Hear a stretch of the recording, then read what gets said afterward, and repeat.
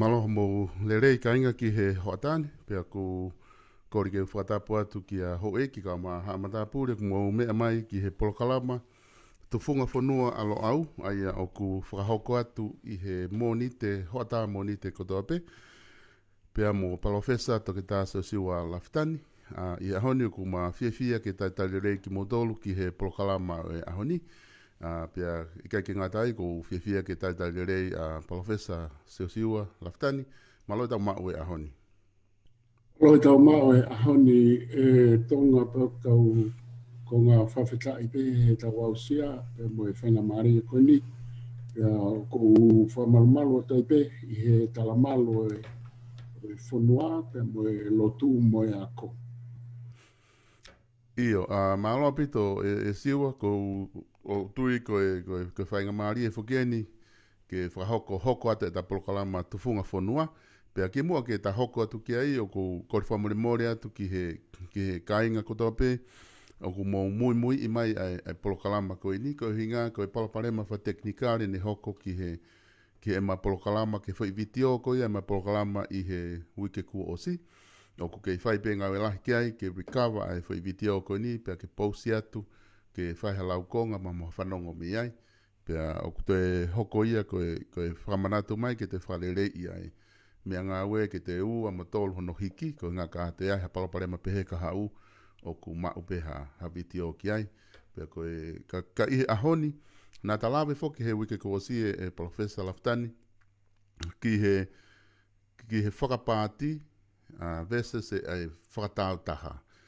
Na konga lahi ai na talawe ki ai. Ka koe fu eria lahi eni. O ko tui o totonu ke ta te hoko atu pe i he ahoni. I he fui kaveinga koe na ta whahoko ko ia i he wike ko osi.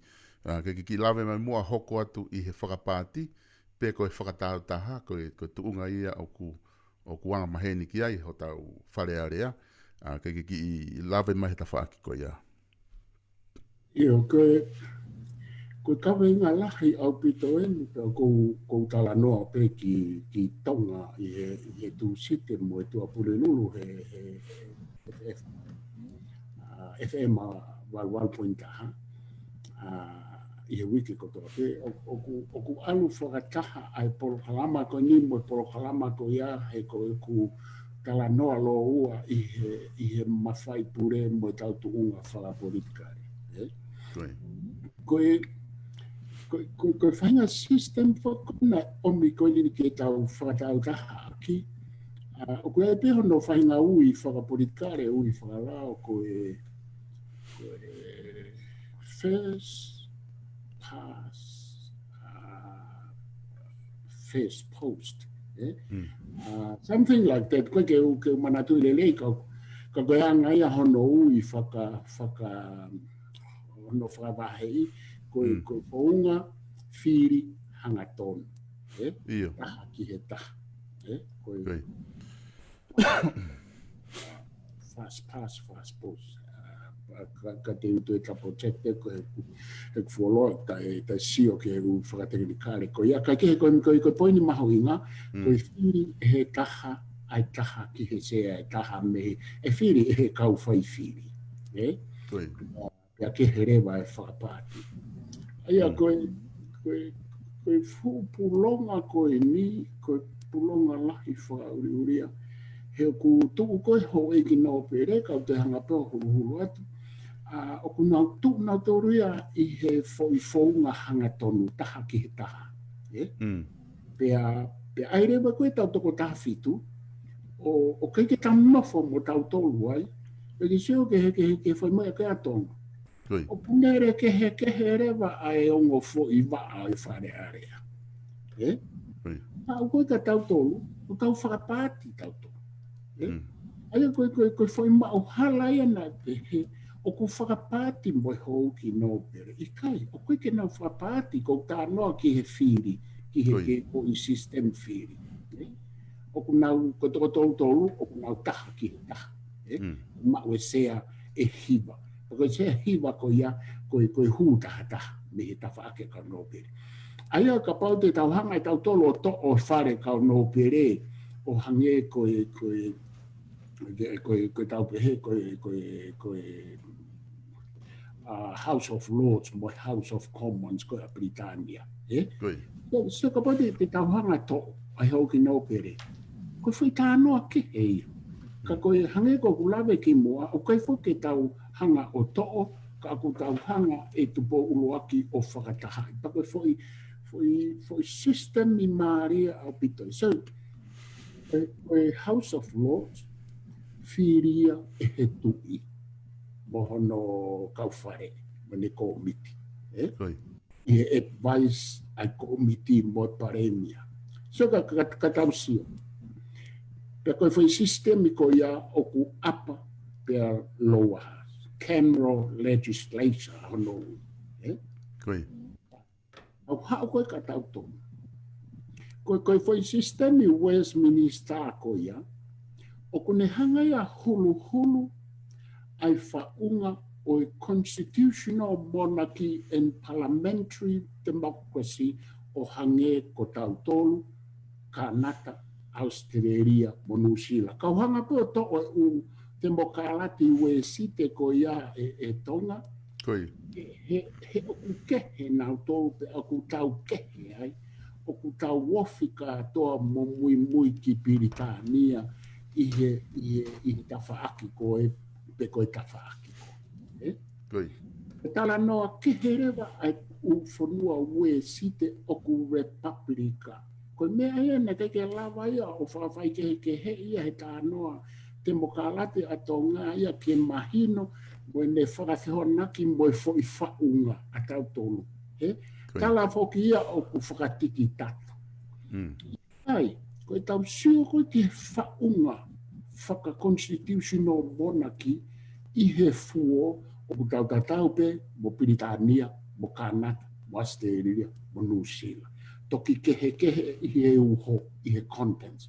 He rewa tau tōluia, aia koe tala noa whoka a kuia pehe. Koe taimi koe tau alai ke he Republika ai ue site.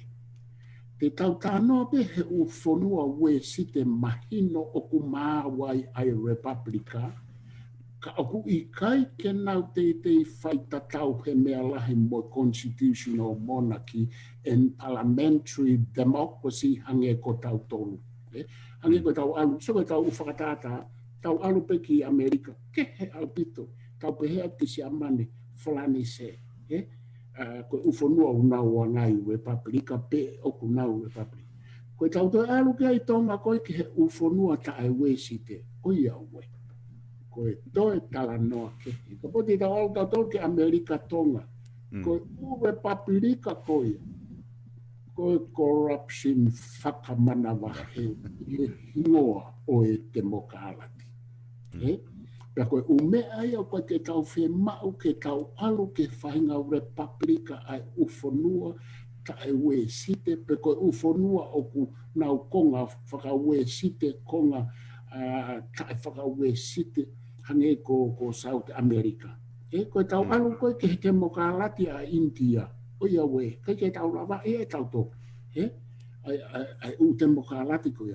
Tau hau pe o nofo holo pe he demokarati o ku tau wofi ka inga au pito o ku kei constitutional monarchy. Pea koe, pea ku maa ia au pito e ku wakai koe ki he tau demokarati. He koe sio koe foi system koe federal democracy. Federalism. Aia o ku iai ai u whanua demokarati o ku nau federal whanua republic. Pea o ku iai rewa u whanua constitutional monarchy ka ngau haki pe urea whapapalangia ke mahino. Ke mahino, koi. Ko tau hau koe ke constitutional monarchy o ku toi iai ai ere me niti o e nau o e federal. Pea o peheni. Ko mea ni Tonga o maari ko whita noa ki ai pe te wahe ki Tonga a pongi i e kunofo koe ni i e tau ongo porokalama e ua koe ni. E ni a Tufunga Fonua mo halo au ki Tonga.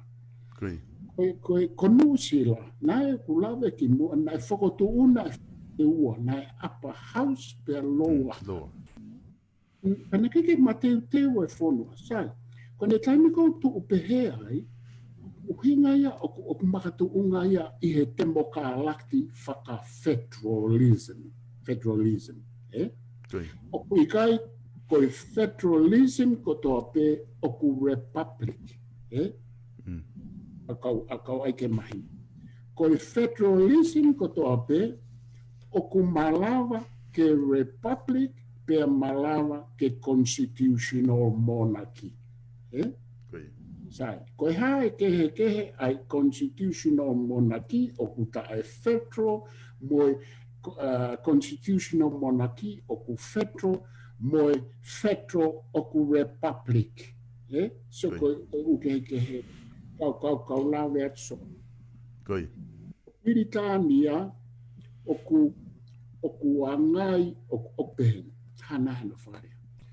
O ku nei federal pe atoe tae federal. O ku hange ko ha paradox, paradox. O ku wofiki ai pe atoe mama o mea. Ko whi whanua koe o ku tatau pe mo Pilitania o angai pehe. O keke nau federal, hange koe ni.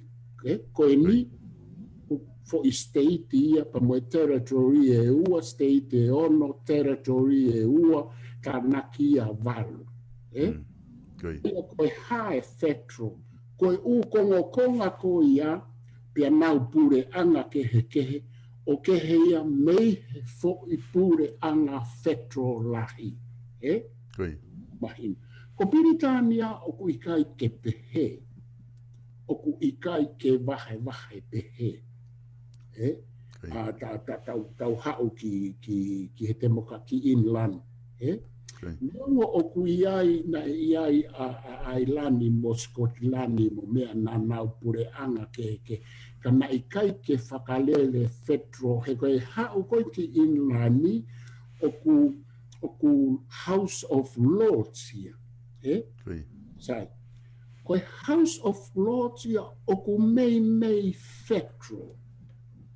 Aia koe House of Lords ia, ko hai o ku nau whakafofongai. Whakafofongai e nau toluia e ngaahi kere o e kau Lords. Pea mo e nau ngaahi totonu tuku whakaholo. Te sio ki ai? Kai pea moho nau kakai. Sai, kai whewhe lower house. So oku nau upper house, oku nau lower house.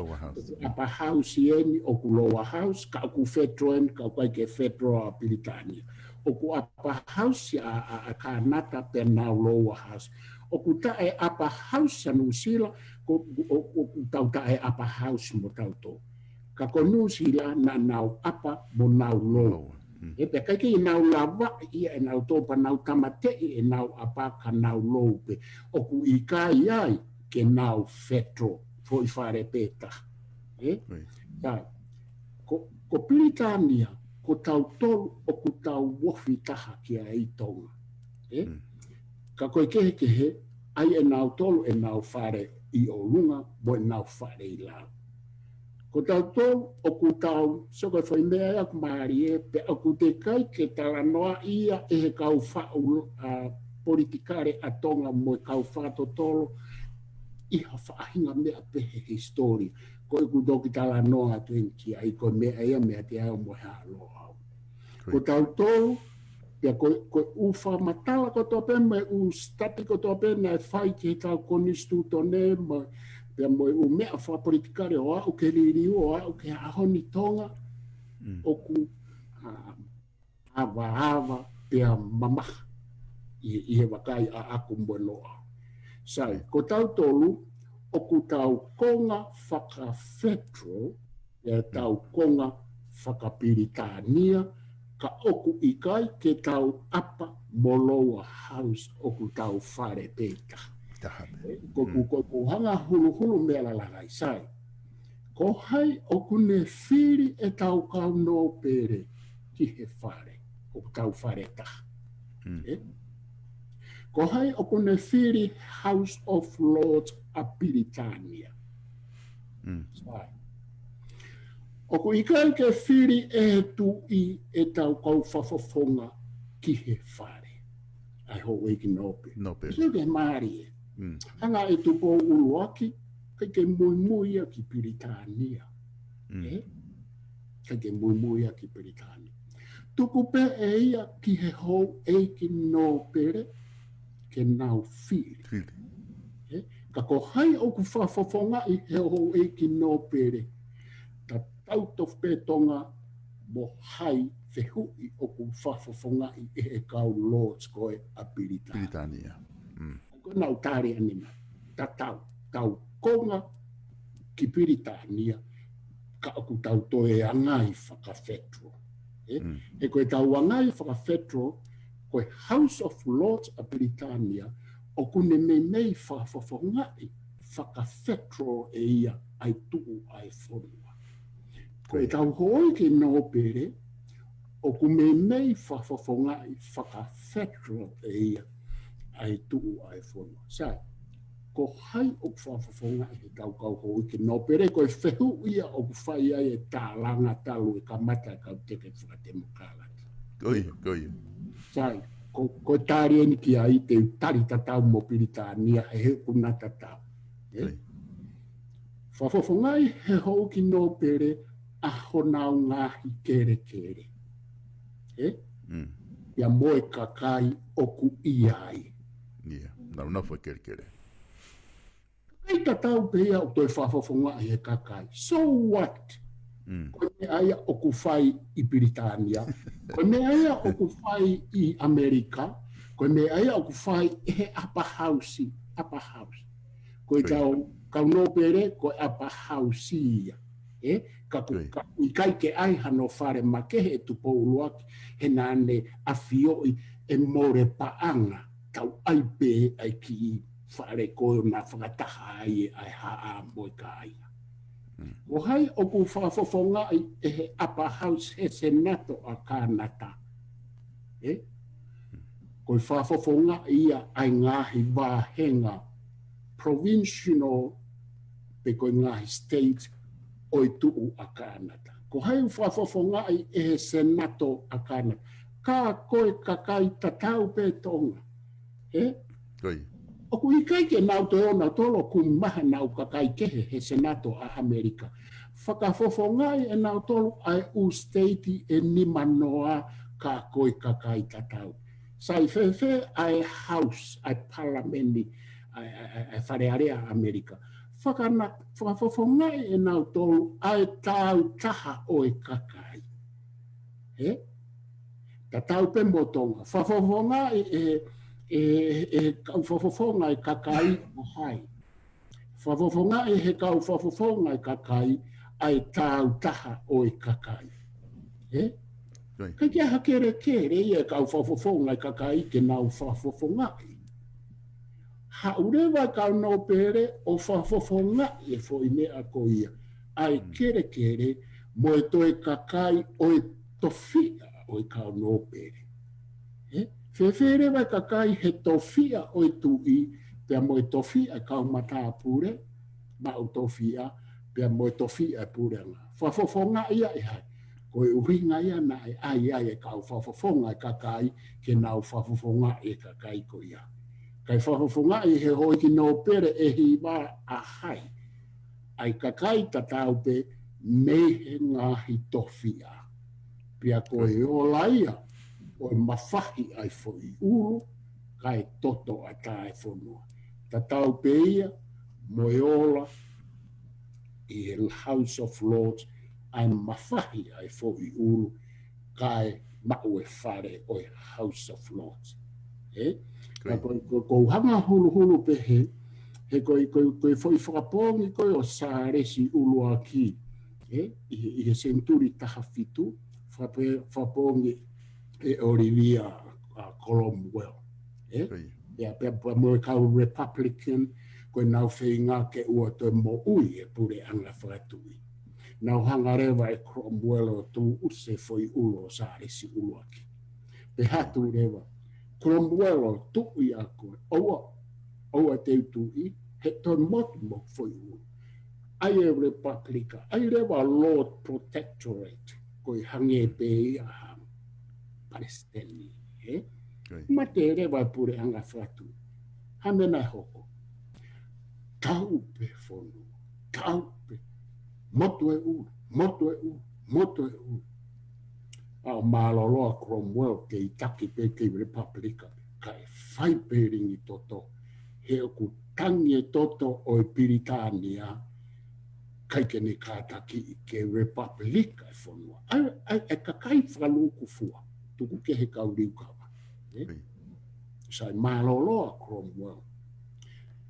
Te whoki mai tamako komanta mō nike, pia moe foha o sāresi ua kina e tu usiko hono ulu ko sāresi ua. Nau tau, nau malo, hola e kau republikana mo nau ami e ai palameni, nau whoki mai rewa toi whakatu e pure angatu. Na te rio a Cromwell i he Westminster epi ko St. Peter ia ko whare lotu pehe konga ko Westminster whako fu palasi whalu fua ia ko eme whare area. Ko ha mena hoko. Ka ko eku tala noa Tonga ki he mea ko na ea uai o House of Lords pia motu ia Pilitania pia kuiai hono ngahi mawhai o kuinina e na liliu kei toe lahi hono mawhai mo e ne koloa. Mohono fu mafi fakamaama lahi mo mafi loto Pilitania. Ha mena hoko. Foki atu a Siosiua pe mo seniare mo nike mo kautau taaki hui o Cromwell pe mehe Westminster epi. Taaki ki olunga tuusi hono foi ulu hai ake se ini hono sino hono foi ulu tau kehe nau. Koe tarisone hena ane tuuse ulu o sāresi uruaki. Toi whai e fo i tā wai, whoki mai e a mi ai kau Republican, nau kau mo a mi ai tu i a sāresi ua. Nau ulungi a mi koe ai kau Republican. Nai mo ui mai ai kau sotia e toko taha hafe tupu. Mai ka atoa ia e Tonga o whewhe. Tamate i ka atoa whahi ni mai toko taha. Tau takai i Pilitania ai taha whe tupu ho nau kongo konga. Ke sio e Pilitania kotoa peki ai. Tapu e historia Pilitania ke toe ala hataha o tu usi ha ulu o hatu. Tau te mama. Koe akonaki koia e Tonga. Ka pau oku ke whainga ke riu kawai ha pure anga. Pe koe pure anga whakatu ai ke ikuna. E ka pau he kai ke ai ke ikuna. E ta aki koe me whanua loto. Hange na e whai Pilitania. O tu usi e hui o koe o tau kehe ulu pe tau kehe sino. Se mai hoko nea ea koe ni ki mua pe a whai e riukawa i senturi taha walu a Falanse pe mo Amerika ki kau Pilitania, Falanse ki he pure ana whatu. Koe re soni koe ki he kau riukawa mo te uriukawa a Lucia mo whewhi nai muimuia. Tamatei a e pure anga whakatu i ke maalere, muku e uru kotoa, ua te ai ke toe. Kumi moe laine o ku ke i toe o tuus. Nge koe whakapu. He koe ha. He kanau ka toe whoki mai. E hange ko Pilitania. Koe riukawa a Falanse, koe riukawa ita, mo i riukawa iri fia, na a toe whoki mai e pure anga whakatu. Aia koe ako na ki. Hange koe tau omi koe ki Tonga. Koe uhinga ia na e whai ai e tupo uloake fo i mea tatau. He koe historia. Fufulu ke maa. Ai toa kotoa pe oku kei whakawhepaki kia te ia. Kai lawa ke whau fo ou e whonua. Kata whoki mai. Te pitu koe tsaro na kua hawhehu. Ka koe ku. Ia pa koe uhinga whoke ku awhi ki a i Tonga. Koe uhinga. Koe mea ea koe o ku House of Lords ai kau Lords o Pilitania. Koe kau Lords koe ia koe kau Diuke, kau Earl, koe kau weha no ngahi ui ke nau kau ke nau Piliti. Moe Lords kau ke nau Piliti. Pea ku tue ia rewa, pea moe kau Epikopo, ku tolungo fulu tupu, ku Mesias Inlani, ai au fili at moe he kuini. Te hanga rewa kuini o toi fili pe moe ka kai matao tau i he umalae o whakatahai ko toa ia lau ngeau ai fu House of Lords. Koe uhinga ia o ku nau iai. Koe uhinga ia o ku whafafonga no pere ai e tau kau no pere. Na e fau mai i he halatatau, na e fau mai ai a Cromwell, fau mai Siosiua. Te koe tau hao rewa koe ia o ku tau angai Federal, te o ku tau angai Westminster. Te koe tau tu urewa. A te tuku atu he kou toi fie hulu, i e tau tuku koe ni a tau tōru o hange koe mwen mene whakawaku mwen mawhai e koe ni. Te mwen waki mwen whakapaati, whakatautaha. Ia malo apito e Palofesa Lafitani koe hono mo oni koe mea koe ke o si lave mai ki ai i he tawhaaki koe ni, whikaoaki pia moe tuunga koia ki he koe hae uhinga o ku whilia, o ke whilia he kakai e kau no pere. O koutu o ke mea ipe ko isi ueni o ku talanoa i fuoloa i Tonga, pia talanoa i maupe i he tawhaaki talanoa fakapolitikale. O ku pehe e he tawhaaki taha. Omai kau no pere ke whakatemo kālati ke whili kātoa nau to he kakai. Ko hinga he ko ki kau no pere, whili pe nau tolu he toko ke manatu ipe o toko wafitu pe o toko tolu ua pe fia. Ki toko si ipe toko tolu. O nau whili ai kau whafofonga hiva kau no pere. Pea whili rewa he kakai kotoa tahakiru pe lau mano i Tonga. O nau pasi koe, o nau qualify ke nau whili Falealea. Pa nau whili e nau tolu, ai toko toenga koni koe e kau whafofonga kakai toko tahafitu. Ai rewa koe wheinga koko whakahoko, pe moe aki meni koko whai he tainimi. Whewhe ke o mai e kau no pere ke whili kotoa he kakai, pia whili katoa he kakai e kau whafofonga. Ka koe toku fofua taimieni, o kou whanongo ai, o ku hanga e hataha, o tali e whehe koe ni hange koe na ke lave ki ai. Ka ke toki i whakaloloto mai i he fo i whakaukau ko ia, ko i ngā koe fofua taimieni, ko ke hanga tali, ai uhinga ko ia, o koe ke fiema'u ai ke whili he kakai ia kau no pere.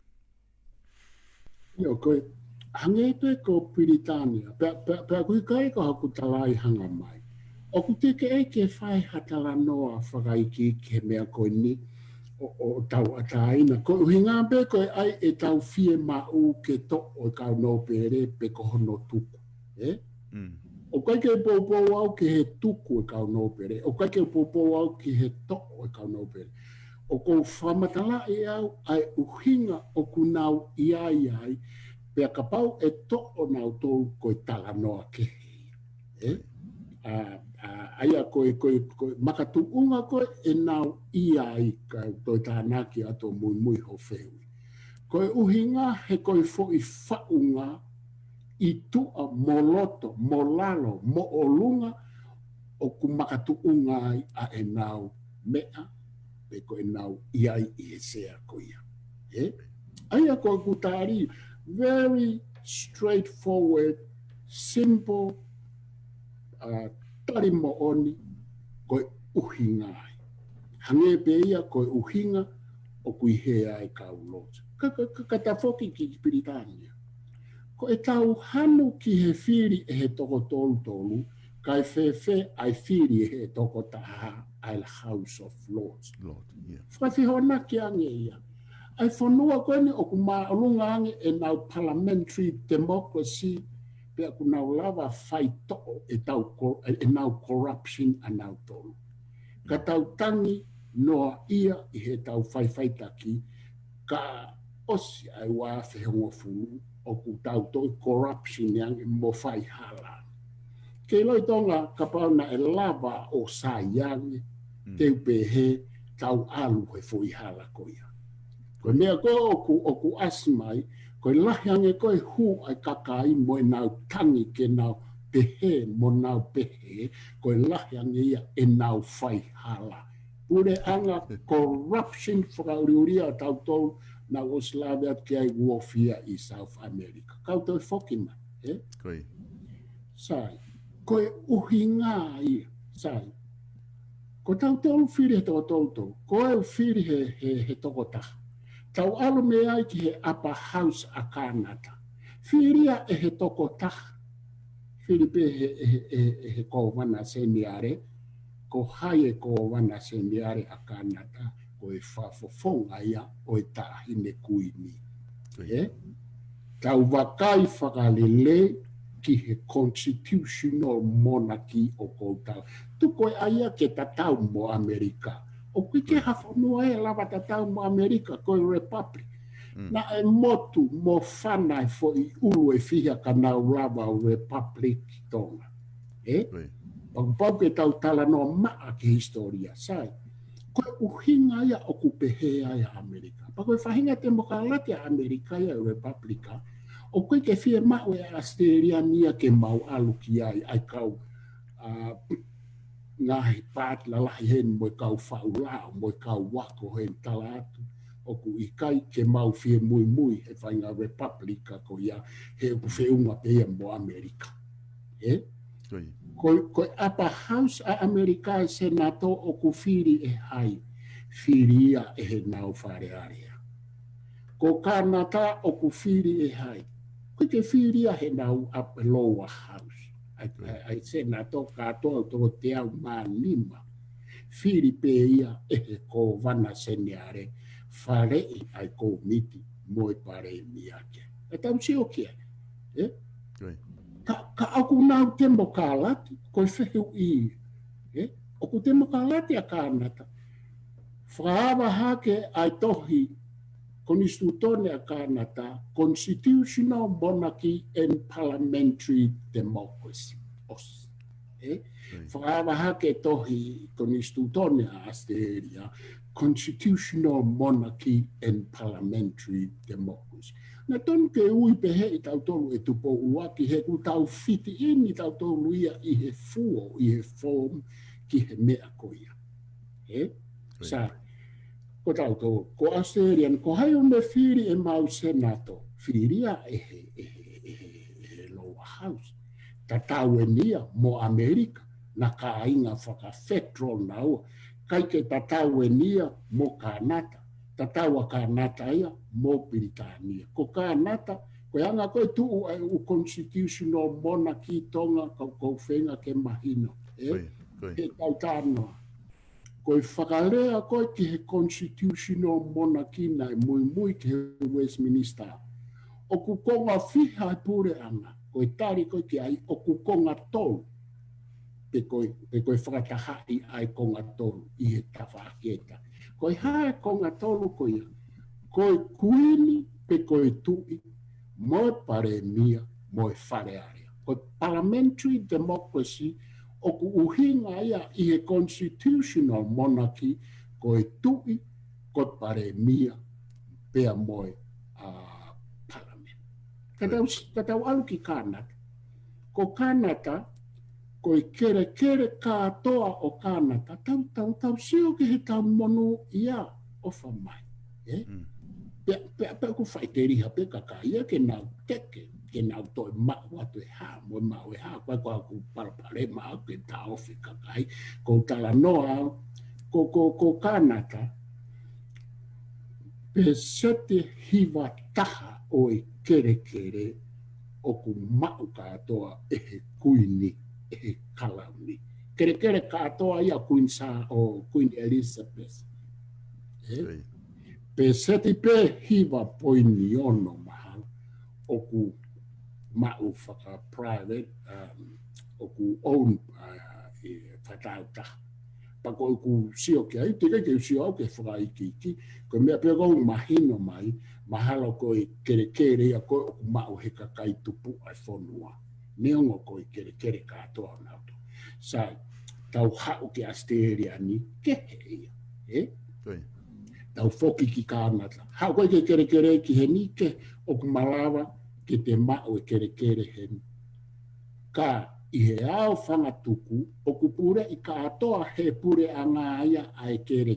Pe o ku te ren, pe o ku te whakatau, ka o ku Ikai ke te ma'u ia e kita ta e ngata hange ko e tau ma'u i Tonga ta e ngata e te ki api tuku hau pe moto ki api ko. Tau hanga sivi pe he, tau foki ki Pilitania, kere ko o Queen Elizabeth II i mamani, o ku whiunga ia moe eka e ono piriona poini ua mahalo pe poini tolu, ko i kere ia o ku tohia he hingoa o i kalauni, ka toa Pilitania kere ka toa ia o i kuini mo i kau Lords, toki ai mo i nasea purea. Ka wai mo i kere ka toa i mamani, he fonua e tolu ua o ku nau kuini ki a Queen Elizabeth. Fonua nima wha pe nima he Commonwealth. Koe hake e tau ki i mea ke tau whakatatau ki heni o kou talanoa. Sai ko me he foki. Talo e ka langa a kirisi. To o mai e me he tui. To o mai e. Ke to o fe o mea koia. Koe o mea ia he whakotu o e fo i tau mo i kona. Pea pa koe ha. Ka mea ulahi pe he ai e tui. He koe tu. Ka mea ulahi pe he ai a Queen Elizabeth. He koe tu. Kai ke hane passport. Kai ke hane driving license. Whakauri ta e license. Sisa koe ai whakawhoi mea pe. Koe rule of law and order. Mana tu koe u whakaukau o e tatau kai ke ha mea koe tatau i māman. Mālohi pea whoi e whoi mālo pe koe kai he taua whatu sai. Ko Queen Elizabeth, seu kusai e tau tui e tatou koe ne passporti. O koe ke lava ia. Seu ke tau whawhana ko Queen Elizabeth o Pilitania, ta e passporti. Ta e license, ta e whakau, koe ke hane driving license. Whie heka peo alu, pia whakauri pe ia, heka i puke ia e polisi. Koia e kuini, pia oku mawhai lahi, ange kuini, hato e ta. Neunga oku ia e mea i Pilitania, ko alatu pe lao whakanganga o pauke ne whakamoni. Ka koe whakatontonu koe ki ai a aku e Tonga. Oku Ikai koe lao fakaanga ko toa pe ku pau ke whakamooni ai e kuini. Tukuia moe loi. E kui ai e o mea ai he Ikai mo fua. Ke whau halao whakaanga ai a ki ai. A pau o kuneu e sia e mawhai o e kuini. Ko tau te urefu e ai noa ia. Tu mai pe e tau tama koe whakangao e ono. Ke me mea koe ai Pilitania. Na e ostu se foi ulu o Colombo e lope a whai toko taha whe tupu tau holo. Ke ua te hau hata whahinga urunganga pe. Ma whai koe kui ni Pilitania na omai e tupo ulu aki. Oku fakapolitikale lahi whauwhau. Ia ko hono mawhai oku toe o tua lahi whau. Oku tapu i Pilitania, ke ala e Falealea, ki he mawhai whaka o tua e kuini. Se ke whai mea koia. Ai malangai, loi, malangai ka holo e akirisi Tonga ai umea ki kuini o Pilitania. Oku tapu te utoe whamama whaia. Oku tapu he Falealea o Pilitania i he lower house, ke nā wala ha mea whakalao ki he mawhai whaka o tua i kuini. Koe mawhai whaka o tua koe kuini hono whakanofo Queen Elizabeth. Ka pāpau ki ke mōtui mai mo o kumbe foi video maau i e YouTube. Oku pehe ai e piko pō koe nane Archbishop koe nane whakanofo. koe lolo koe ni e pani aki koe. Koe pani me o tua. Ai lewa e lolo e tō kupu ni mai tai. Ulaki ai hono la e tapu moia hono langi. Aluhifo ki hono fata fata. Aluhifo ki hono nima. Te pehere wa wharia. Oku ke kehe koe meha toe taha. He ko koe pe oku pani aki. Ai lolo tatau pe na ai pani aki ane tane moe kaupalo fita. Oku ngari ongo malanga e ku. Ko te ke kako. Koia. Naku pehere. Ko kalato ni ko kuini oku mandui I Tonga nai kalanoa atu ko tupou. Ko tui a Tonga oku hange. Pe ko mahala pe ko polo kalamai. Oku hange ha o tua. Ko tala noa ia ko Pilitania oku pe. Ko kuini Elisabesi oku hange hakotes. Ihe tui a Pilitania ia mo constitutional monarchy. Pago pehe a no whakanofo. Sai koe lolo tatau pe na pani ake kaupalo fita mo Solomone. Koia pe oku toe pani aki koe.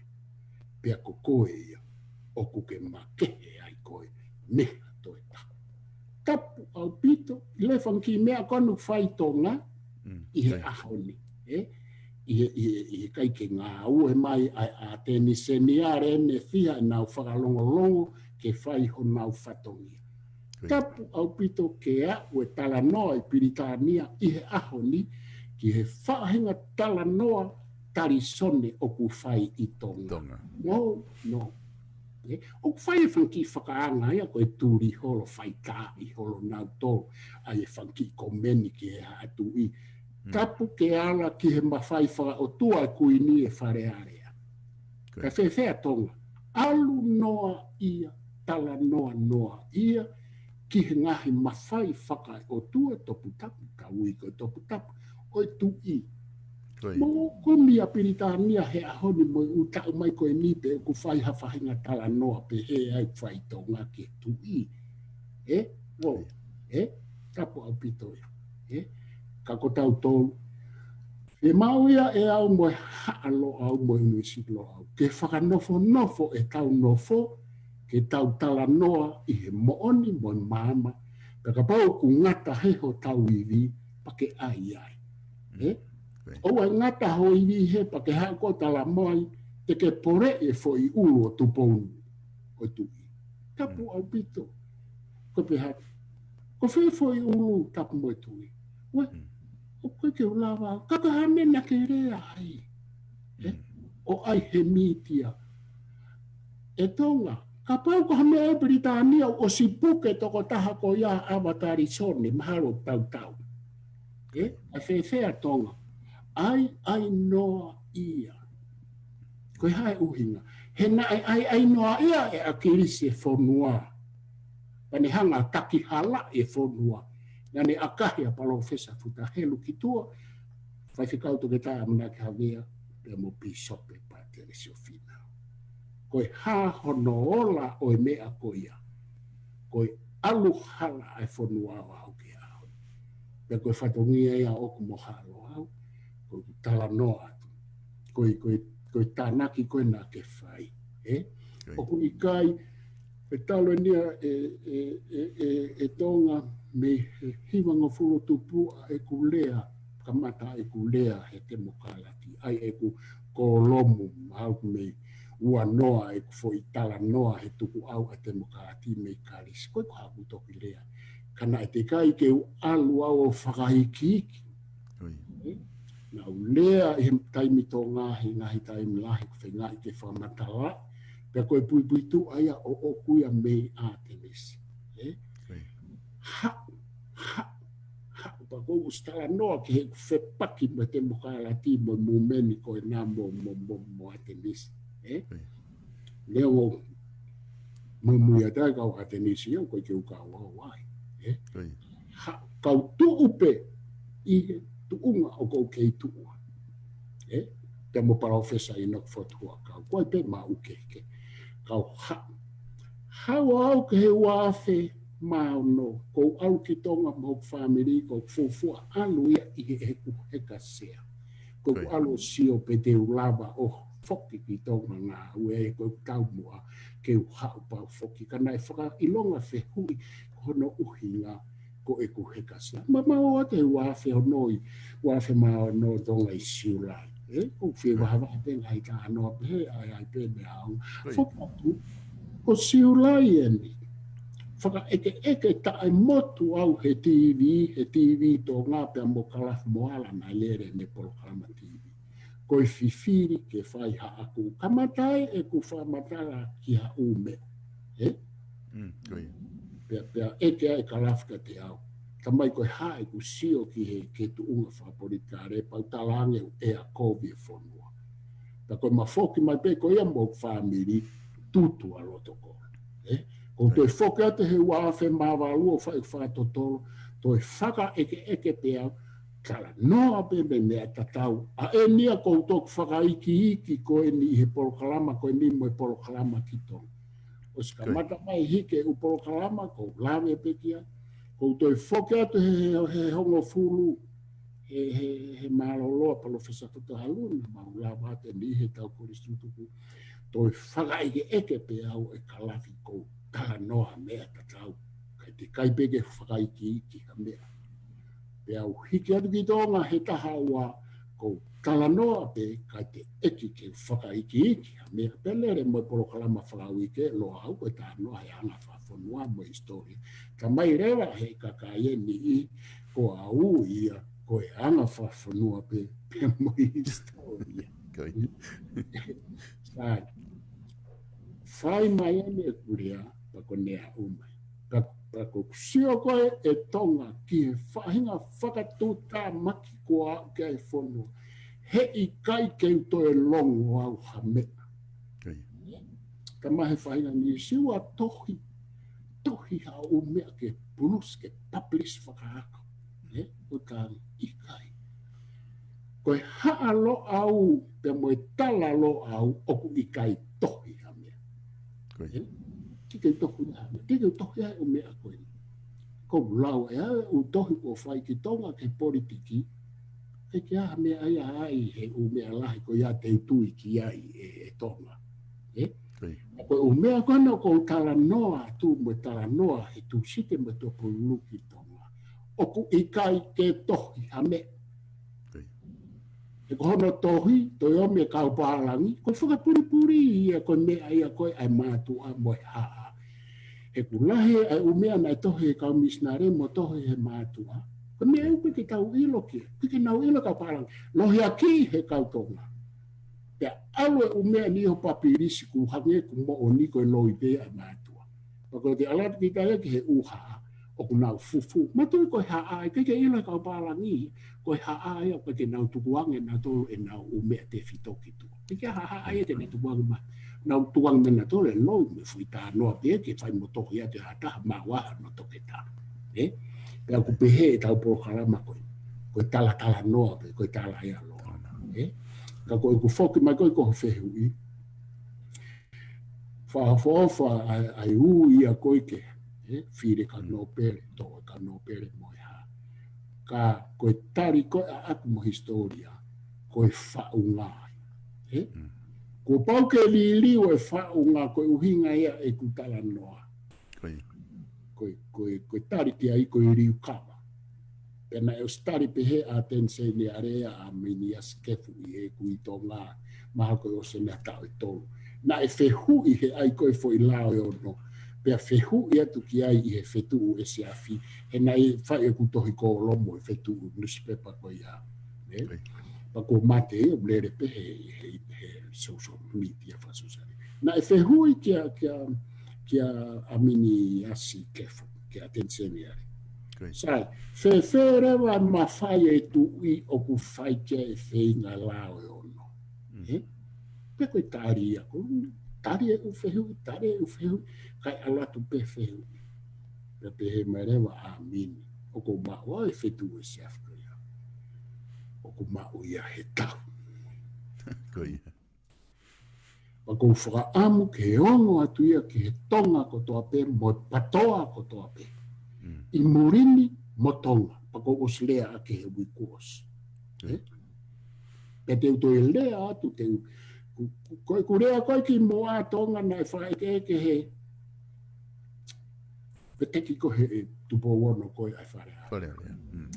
Aku sta noa kei tau polokalama wha o si pe ko hai ia o ku hau o tamate e tau fo ibiti o koia. Whehia tau ko hai. Ka kou tupu atu au ia ke whakatoto lo mo Facebook ai ta fo hiki wha mui mui. He o kuiai e ku kau matatau ai lo au. Ke lawa peo tala atu ke nau hu mai o kumi i pe ko hai na ne hanga tamate e fo ibiti o. Ka kui kai ke mau whi kau noa tonga ka ku tupu ke ki ngā ue ke me Facebook. Tupu au pito e ai ke hu mai a he teknolosia o hu pe he mai. E ko kau tā noa teknolosia ka ato ai tonga o kuia e kau teknolosia ia a lo au. E kai ofi te ataha kau tā noa teknolosia i tonga. Na kau ka pehe ke whakaava ke nau hu mai o ta ake Facebook a ki tua. Ta ake me ngahi pesa ki nau tolu ko toa pena nau whai ngahi lea tali sone ko ene osia ki tua. Ka kui kai ke uwhi e kau he mea koe. Ko mea koe kou kau atu, ko hai o ku haku o ala ki he fo ibiti o na tahiki wha mui mui i he tufunga fonua. He te ulawa ta aki mo e wheitu o ku ke iai, kumi mo koe, kumi mo kau connection ka atoa o fola. Koe ka mea koe ko pano ia he mea koe me i tonga i tau ta whaaki ko hono kumi i wanga kovi ko he Facebook. Whaingo fua au pito. Utala mai aku ai ke fou he ha, mo e fou he ha. Ai aku kaupe kakai e tō ngā ia i he whakai ai o lau kovi holo ki kakai mo e pare mia mo e tui. Ai whami. Ka panda e tuku mai ka te au mo lo au o staki ka ato e au e na ki tu a folahi mani ke folahi whare hopo. Ka koe ki tama koe na poko hai e na nai hau o ala mai ke ta fo biti o. Taratu pe e au ko lea ka koe e kumi ko mau. E lo au pe te kumi e au koe. E tau au ke mea ko ia. Ka koe mea ko oku pehe. Ki tiko e tala no au pe. Ko e ku lea hanga tonu ki he tonga ko toa pe. Mo e patoa ko toa pe. I he hoafa tupo ulua ki. Mo e tautahi. Nai e kukui nai tautahi. Iai ho mo kui nai tautahi. Tuku au pito ai fo i mea koe ai ke to'o i mawhai e tui. Tuku au pito e fo i mea koe ai ke to'o e hou e ki no pere. He kui kai ke mou lava o whai e fo i founga ke to'o ai. Ta mou whai e fo i parakuko hono tutu e. Koe ke lau e tutu ia ki a te au. Koe ko hanga au e ia aha to'a. Koe ko ngā wea ahahia, koe ngā wea e tautahi. Ka kui whē e tautahi. Koe tautahi o ku mohi pe ia. O koe ke a e tautahi ia he historia i ha tangi haki fure heu. Pe ko haki i veta. He wafe mano. I kei ko ka noa mooni tong. Koe whehu pe ko whē e tautahi. Koe tautahi ena nai o ato whakanofo nofo i kolofo ou. O kunau mohe. Koe taimi koe e toki na whahi ai hafo i ulu e hongo fulu, koe ne toki a ia e tautai. Ma koe kuta anoa pehe, whai he patoa, whai he kautonga, kou sio hifo ki he umea koea. Koe kaikaila heni, kaikaila i tonga, ki ke whaha mea ki ai. Ka ui kai ke nau lava ia e nau tō. Mea whaingo fua o pito e riu ka wā ia. Whaingo fua e riu ka wā. Koe ko hame e au whainga ta. Kau ka pehe pēo te riu kawa e riu kawa e whonua. Koe mea koe au te rea pa te hangarewa whai pa ka awe ai ki tau. Tau ho tō tuusi ho tō whoi uru. Koe mea ia kono nānu ngai. Ka ua hange koe tahano tata. Kai kaila pia lere, sako e lere e tonga. Koe lere koe e toa, o ku lere ki palasi. O ku lere ki he ape ka nopere, o ku lere ki he ape ka minista. Koe tautahi. Kai kaila hange ka mo vete a pangai. Oska pea. Palere nau tolu ia tiri he koloa e kakai. Ka nau tutu e nau tolu ia. O peke lau ia i e ku tala noa ku ia mea koia. Koe fiema'u ai kau no pere ke nau mawahe. Koe fiema'u e mawhai e tui. Koe fiema'u ke tau whiri. Koe whaungai. Ka koe utala noa koe a o ku lahe u mea e kou siau whakamore taimi. E whakamore te sio mea ke omai ai utala noa he Ikai pe hoko ia. He koe ha mena hoko he osi ai tutu. Komi he soti a Tonga. Na u whoke atu ki Tonga. Pe omai mo ripoti koe ke mahari ma ripoti hanga tonu. Ka koe omai hono kumi ai kau whainga tutu. Kai whoka kau whainga riukawa koe kau whainga tutu noa. Ia pe mono kai ase koloa e kakai. Kumi i Tonga. Tangi, son koha mea pehe. Ko mea kou kore toa i tuku au pitoi. Koha mea pehe.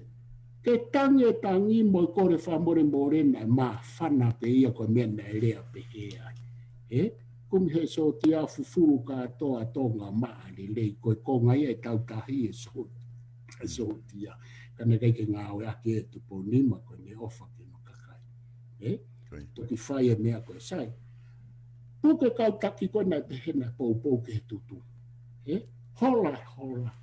Kumi, kamata Tonga na unofo, e Tonga kou whielawe ke. Na unofo sio ke he taimi e makape ai haa mo e tautahi i he foi tutu.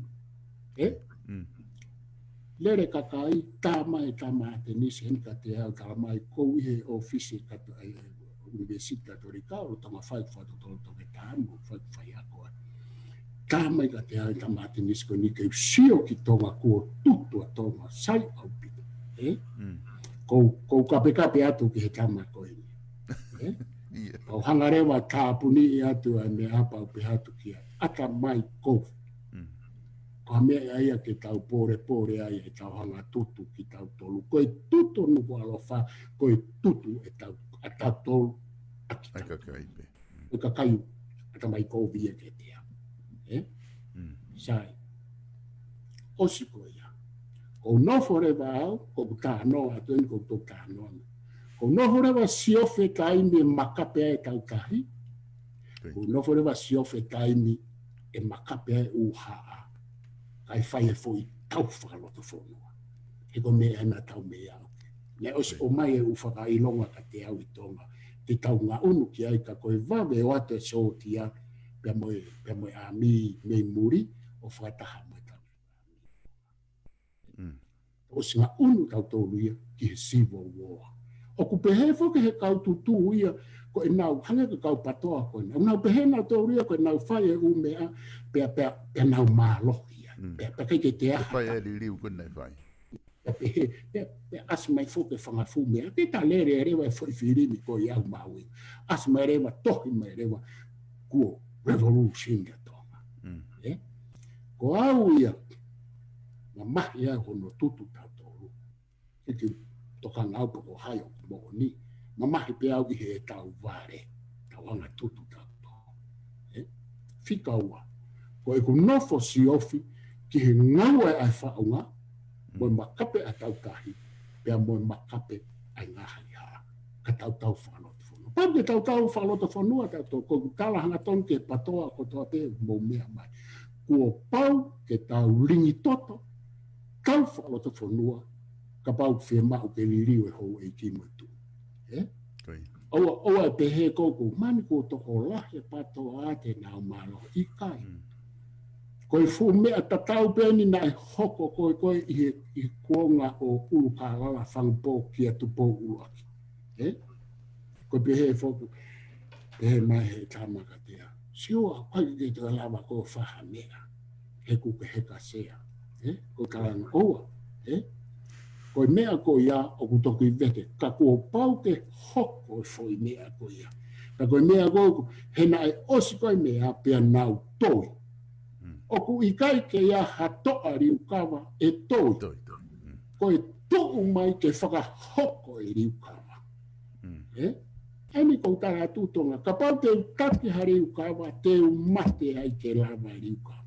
Hola ka atoa, ke hataha ia, pe hange koe atu koe kau sotia koe ki ketsemani ke sisu. Na mausio atu ko koe na ke muimu, oio na ke uilo ai tama. Tune na hoko. Pe te tau whakatu o tu a whē ai ke whai hali riu ai umea kona malangame. Ko mea ko kore, tuku ai whihu, na tā noa ko iahe kai ke lama ia. Whakapau ke pehe e lama pa ke hanga whai. Ka koutui e tonga au ta alu ki ai, na e au ose wike ua, tā mai hene a kirisi. Mandui ko a kirisi au kwa ma whika wakilahi a mauai. Ma ko matoto na ula. Tā mai hene a kirisi heni ki kenpe lami he ose wike ua o tutu o lea mai. Sai, na ai ke whai talk back.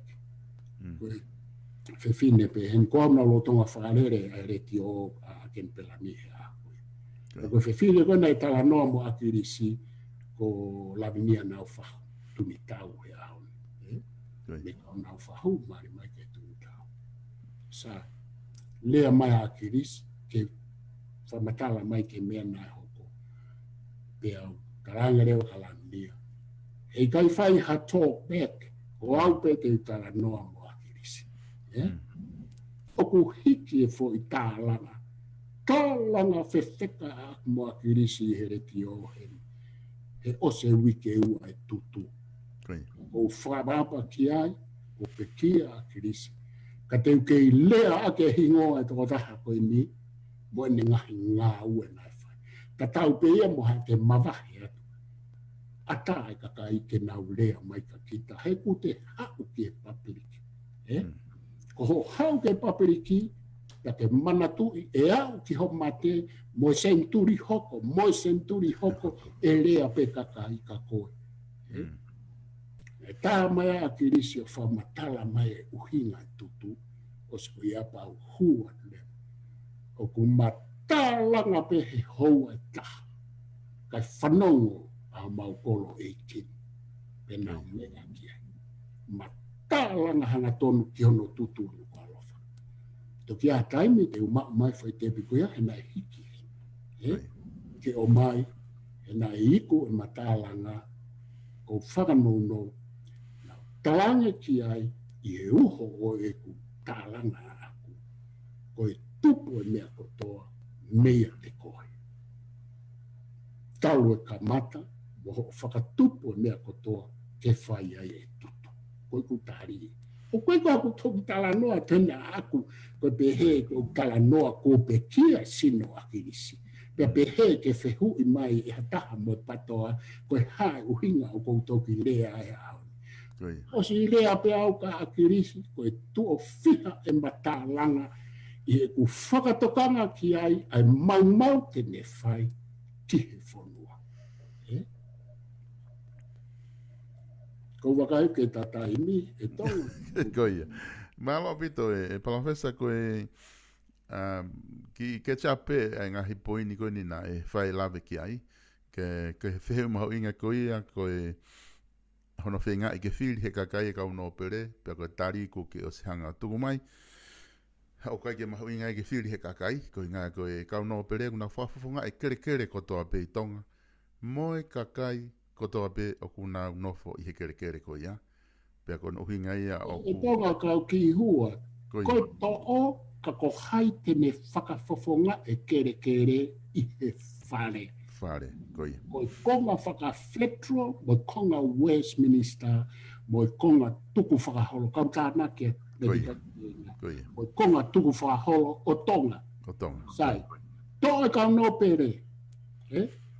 Ko hai te me whakafofonga he toko taha fitu ai kere o kai ke hanau tofia. Koi.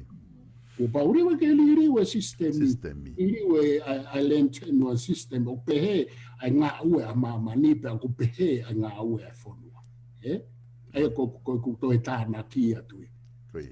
Te koe kau whafofonga kakai na e whauia ke nau. Kau tāna ke te mea ko ni Tonga he te mana. Koi.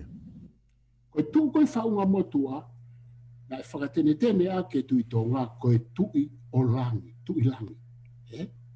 Na e whakatene tene a ke tui takalaua, koe tui kere kere. Na e whakatene tene a ki ai tu kanoku polu, koe tui kakai. Sai. Hanga e tupo uaki o ngā awe ake foi mea koea. Tui langi pe ia, he tau hau me tui Tonga. Kai whewhe tui kere kere, ave ia ke kau no pere ki he whare. Whatonga, kai whewhe tui kakai, ave ia ke kau whafofonga kakai ke nau nofo o toka ngā i kakai. Koe wahe ia pe oku māua e whonua, toka ngā i hoi ki no pere, koe nau ngahi tō no ko mea ia au ke alo whakailo no pere. Koe i tau tō no i kakai. Ka koe tau nofo pehe he whonua na e whau he lau ia whetau, ke wheta ofi aki, ke whakahuhu mai mea who'ou, o whakanofo ke tau whanonga. Oa o mio ainoa ia koe, ainoa ia pe, ka kai katoa koe ni Tonga nau longo a koe ni koe keha nau ilo na toke whaunga e whanua. Ke keha nau ilo na toke whaunga e konstituto ne, mo ne whikau aki koe no koutaa no atu. Koe nau toke whanongo ni, pa koe koe haku talai hana mai. Koe toke whanongo ni whanua i uveke koe ni aine ko oatu. Ka koe umata i ko loa koe utapo aki o mai ke uwahe mai koe whanua. Kau whafokia. Eia koe Palofesa koe ko tā ofi foki ke ose e ta taimi. Ko lo tonga ne ta nofo mawhana i he konstituto ne. Ko uri te kai atu ai whakaukau koe ni. Mahala pēte ta toki lawe kia i he programa hoko ka pau e te ke whainga maari e ke whaha o hau lawe kau mahu inga pito. I he wafe taha wha na e omai ai matao tau i he lau e pure ngatonga mei to apure anga. O hao ai tama koe ni o whai e ripoti tama ko pita. Pex Crowd ka o hai hingo e tama. O ne hanga o whai ripoti kihe e tau konstituto ne. Pea ku ngahi whakaukau lalahi peni ko mana tu i whakaukau mo ripoti na ne pehe e ia koe konstituto ne masive siva pe maulalo taha eni i he whakatemokalati. Ai konstituto ne atonga. Koe whakataha toko ni o ku Ikai ke nau tariu i whakatemokalati nau tolu kihe taha pe kakai. Koe whakamau anga o ku Ikai ke ata ki tua pe aku Ikai ke tariu i moia. Pea moe mono ririu e whakamau anga na kai ke kau ia hano tala noa e ke ririu. Moe hafua e ngai poini na hanga e he toko taha koe ni o tuku hifo aki e tau konstitutone. Kua osi au ia te au tupu hono e tau e tau whanonga mai mo e tau konstitutone ka ku talo e ta polokalama uluaki o au mai ni ke ahoni. Nta me nofo holopehe ma opo ko ia e Tufunga Fonua na e whai tupo uluaki. Pea kulawa lea ke tau sio atu o whakawhehoa naki mo e whakaukau e tangata ko e ni. Pea kuanga whewhe ai whahinga whakaukau ko ia. Kaku tika e pai whakaukau ke i whakaukau pe ki ai. Ko tui he ko ose e ta taimi e tau e ta inimi kai katatoki ke lawa ke ta hoko atu ke ngahi isiu ko ia.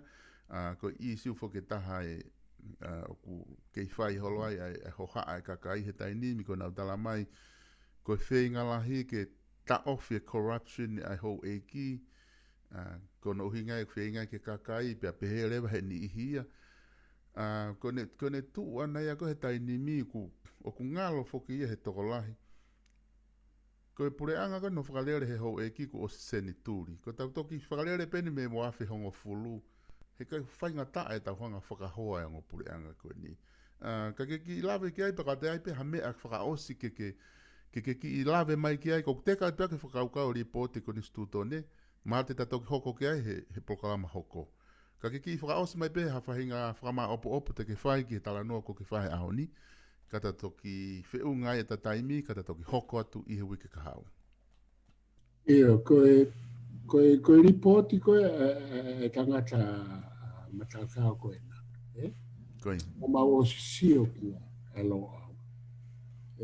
Koe. Pe oku koe lahi pe a paroparema a ana i e ne ripoti. Koe. Kai tau whai a lawe ke. Koe uai ume ai ai nai mo oni. Pea koe o mea na Ikai mo oni. Pea koe angaia e ne mao me he wafe hongo fulu me he foi saupulu koe na whai. He na e kau ia i he ne tala noa, ma mahanga ai mo e tala noa koe o kou whai. I kai mi koe na e hawai ta make he wafe hongo fulu o whai mai, koe umea o kou lawe ki ai, koe umea ta tau na e lawe kia e ta maa. Ai fo i ta e mau koia, ai fo i Tufunga Fonua. Ka ku ai mane umea nai koe ne umata vai vai ana ia i he ene whakauhinga ia koe ana i he ene hanga. Keke maa bopo ne hanga nai whawhona ki a Tonga ki he tuu ai. Pea kui kai ke osi ene hanga e ia o taaki mai a Pilitania ki he mawhai e kuini. Pea moe tuu koe a Pilitania. Pea moe tuu e kau whare e kuini. Moe tuu a House of Lords. He koe whakaiki ki ia koe contents o he tau konistutone o ku uhinga ki ai e tama. Koe i fuo koe form koe tau konistutone o ku kāinga pe whaita tau pe ia pe moe constitutional monarch. Pa kua pautonga ke tau whawhai ke he. O ku Ikai ke upuno wau koe pe he koe tama nai matau he lao. E koe mea kotoa pēr ku vete aki ia ai tala noa uhinga, vete aki ia e koe tama koe nao kua e ne sio wha filosofia ke koe nistutone, o kuia e sio wha filosofia, o kuia e ne uhinga wha lo sika, o ku vete ake lo sika e tā noa koe nistutone. O kai ke uhinga e ne pēr nai koe matau tau ke hauia pehe koe mo oni e ne umea ka pēr. O ku omai e au mo lo au, o toe veteke matau tau e ne uhinga ka tau toki a whangatukua. Pena u whakatoa ngai whae to omai he pare mea, a Kiristo omai he unuspepa kona unau support kaniwa o Tonga. Koe umi tia ia ku o si ilo ia unau tu upeo pou ke patoa. Whainga mi tia whatu tā makia e tau pehe. Nanai benere i mai he mi tia koe kaniwa o Tonga. Lele i mahe kere a. Umitia ia ku futa e whakatemo kālati au pito ia he wakai a aku mono au. Ka koe nau veteke mai ngai mitia ko ia, o ku ange tōno no ai matau tau i e nau tōno no o nau tō, koe ke nau ira nau tōle umo oni e umea na whaike tala noa. Sai koe kuto he hau ki ho tā noa whao si, ki he hoe ki no pere, sai ke tato e hoko atu ki ai, he o kulahi ange ai corruption, ai kau whawhawhonga ai kakai.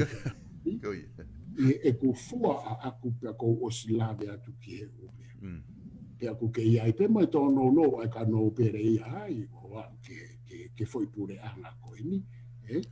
Oku hoko pe ia, pia oku fiema'u ke toi whai pe hano hulu. Ka koe ai e u kaveinga ia he tā noa ke hoi ki no pere. Oku whakamore re kaimia ke tau tala noa ki ai. Ko ku hinga aku ia e Tonga, ko e tau tala noa pe ki he foi mea tatau oku ngā ue pe sisitemi ia. Ko mea koe kou tokanga au ia ki ai ke lahi e tau sio ki ai ai kakai me kau whafofonga ai kakai. E te tau lava o whai ai foi whatongia ke lele ange he tau no pere, i he mawhai ko ni kua o si tuku mai. Pea neongo o kuia e umea lahi e pure anga koe ni o kui kai te upopoua mo tui ki ai. Ka ke ilo e pure anga koe ni. Koe pure anga ni o kune whakamo o ni i mai. Koe loi katoa ai umea koe nai malangai. O ku kei tau no e pure anga koe ni ku o kou slame tauke. Ka koe ku tala noa koe, koe pure anga koe ni mua toi pure anga, to tom ke tau muia e pure anga koe. Ka koe o ku fere a mawhai i e pure anga. Na o si ilo pe e au, ka nau ilo pe au na e loia ki nismo e patoa.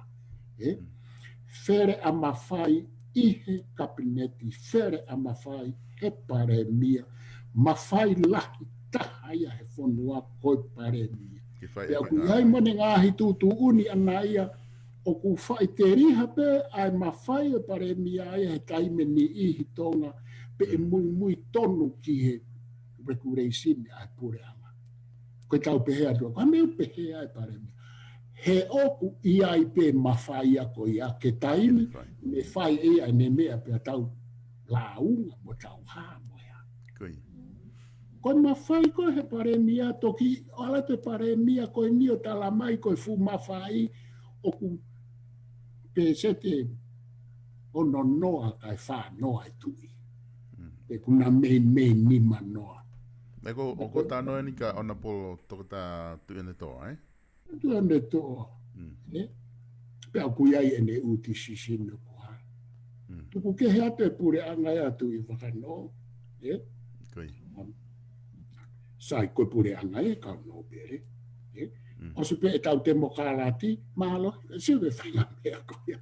O si pe e tau te mokalati, ku tau toko taha fitu, pure anga ka no pere. Taha mai a pe ko whei ai fo i wawhia ngofu.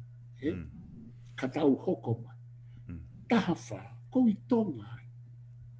Whaka eke lahi o oku i Tonga, pe a o mau pe nolo, ko au akirisi, toke tā langi toto helu, whaike eke matore lau manu, he ose ai fili Falealea he taha whai kuna. Ai kautau ta inaka e pure anga patoa. Ai whainga mea koia. Whainga ai noa ia koia. Kaike, mau pe nolo he wahaa o ose fili kai whai ai fili pare mia. Sa, koe ku tala noa. Talo e pare mia a kirisi mo u tau ki mua. Mo ne tala u loi ke he kai ke tau to e lawa pehe, kai ke tau to e lawa pehe. Pe ma talanga whawhekiki ki ai pautalanga ke tuku e ne loi. Kau kai whoke si o mahtahaia ke ma whatalanga. Tama e iaia koe whaunga fakapolitikale. So, kai ke, koe kutala noa, tau hau ai, toi pure anga pe patoahe o se no veteki. Ka mata ke pana ulu e kakai Tonga tapu mo ia hono tala o ku Ikai toi lama ha mea o ngā ue he fonua ai foi loi ko ia. Pea. Pure anga whaiwhekau toke tā pohiwa tuio ne toa. Ko ha mea u hoko e ahon. Whakamana wahe fu mawhai o kuia tui o ne toa. Ko ha mea, ko hai tau tarikia. Loi kātoa fu mea he fu pure anga patoa mo a kirisi.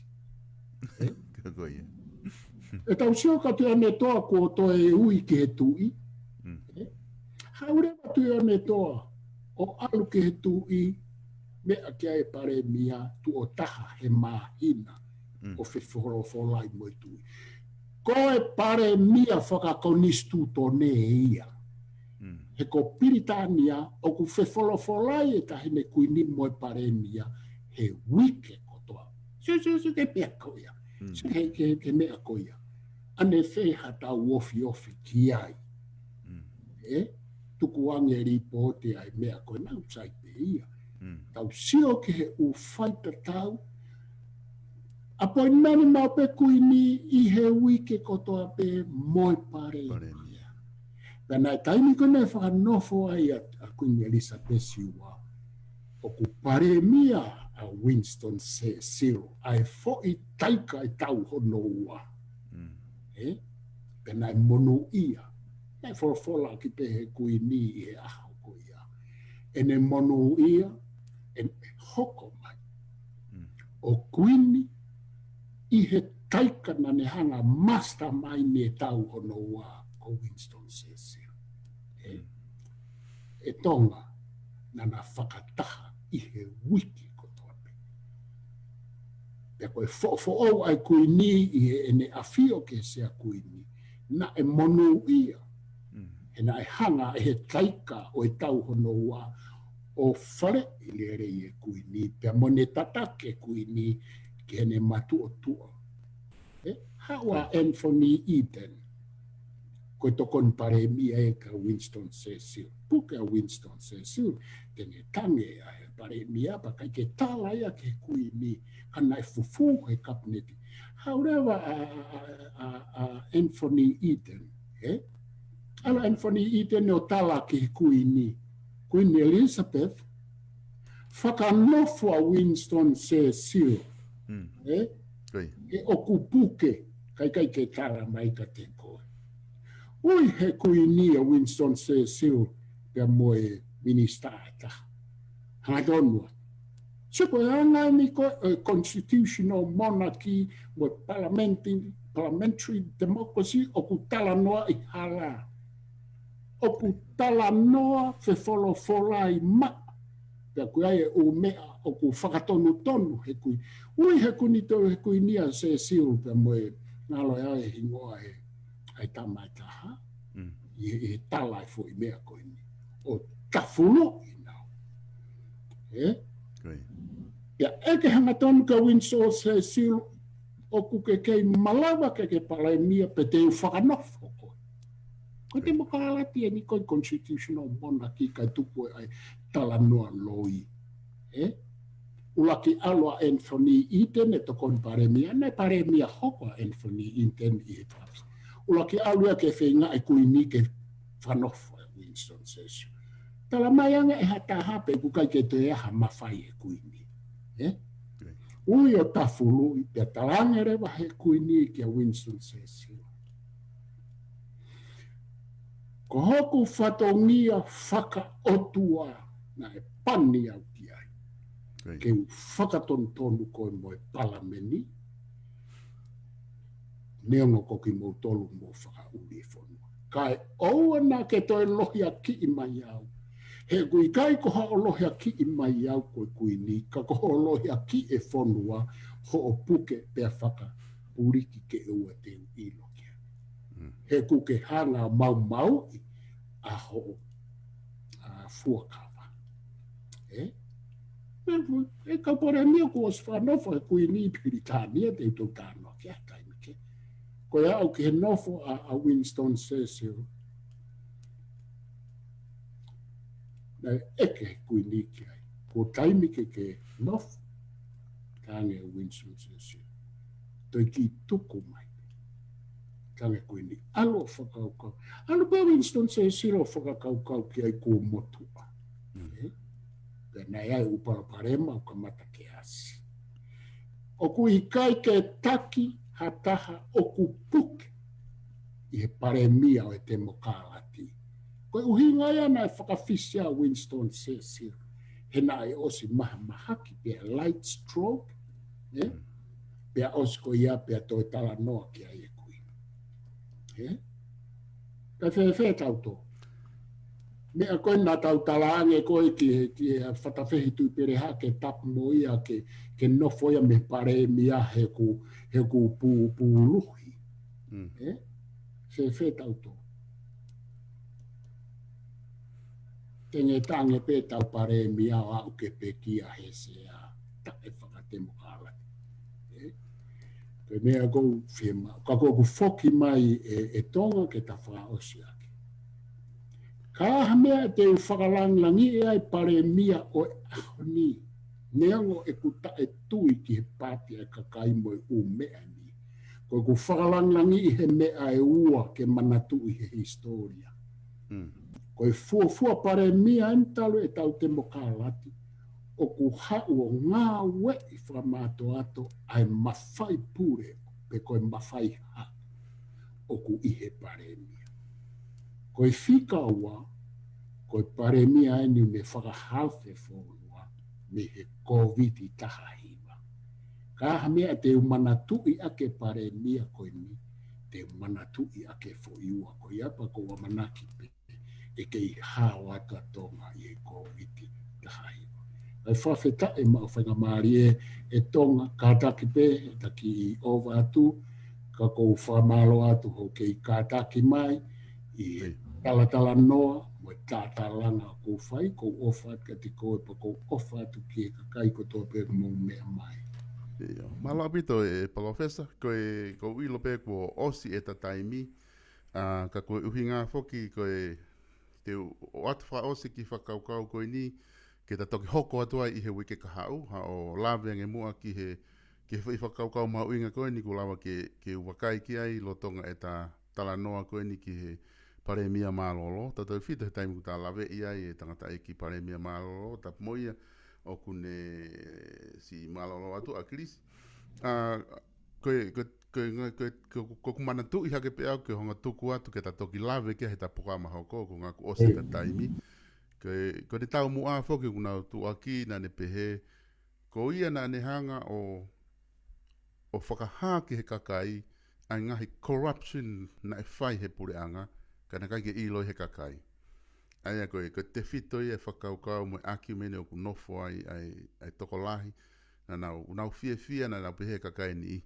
Malo mo akilisi ke ne hanga o tala mai ngahi corruption na e hoko he pureanga ka ne tae o ngai ia he kai pe ke mau te ilo mātou ke ngai corruption koia. Koe ua, na ne kaveinga ke whakaukau, koe tokoni ke masiva, ke whenga e pureanga ke nau tokoni i masiva, pia ke oua na ari e kina hataha, ke no one left behind koe ne whakaukau e taha na ne nofo lahi ai i ne ngai fakapolitikale. Koe konga koe ke ne whakataha mo tu i na nauhanga o tala, o whakahaa ke kakai o pehe, na whainga taa ke whakahoko whakataha koe ni, koe hinga, koe kai ke loko ngā ue le rei ai wā, ma kai ke whaatari me palasi, ai ngai taimi apoi meni ke whakataha mea, koe ke whahafu ilo lahi tau tolu ke ta whaako ia.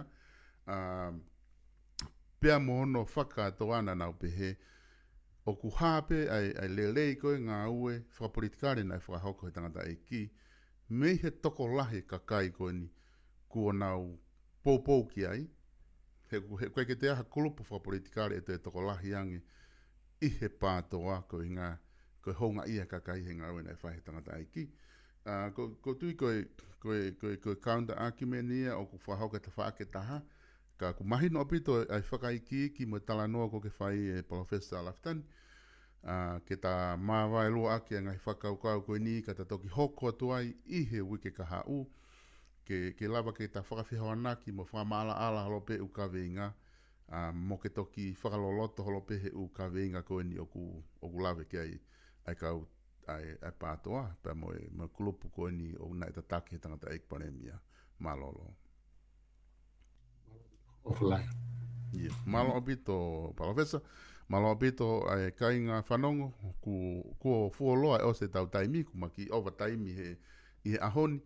Ka neongo ia ku whamalo lahi ki he Palofesa, toke tā Siosiua Lafitani, koe fuu taimi houa taha mo miniti e ua whaa koe ni o ku ne tala noa, me tala noa hoko ai, koe fuu taimi lahi ia ke fakamaama.